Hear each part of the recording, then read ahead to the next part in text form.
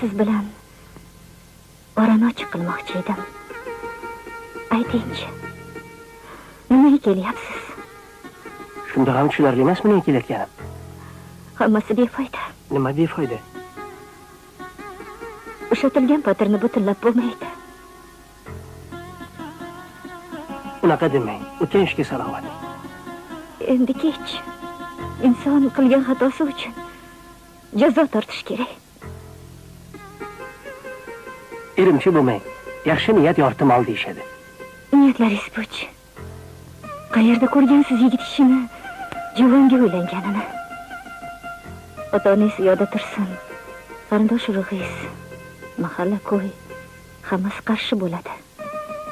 Qolaversa men qilgan xatoim uchun Xudoni qahriga uchraganman. Qanaqa xato? Birinchi uchrashganimizdagi chaqaloq sizdami? Ha, qo'rchoq chaqaloqmi? O'shanda farzand muqaddas ekanligini bilmagan ekanman. Endi bo'lsa tirnoqqa zorman. Ochig'i tug'mas ekanman. Men ham sizga ochig'ini aytay bo'lmasa. Menga bola kerak emas deya olmayman. Nomid shayton, ajab emas Xudo farzand berib qo'ysa. Balki ayb sizda emasdir.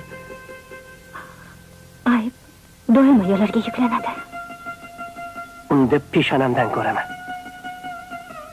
Sizga oxirgi gapim bor. O'shanda qadringizga yetmabman.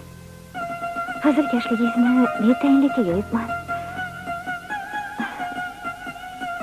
Odamlarning ham gaplarini ikki qilgani qo'rqdim. Iltimos, qadringizni oyoq osti qilib, boshqa kelib yurmang. Axir Xayr. Shodiya,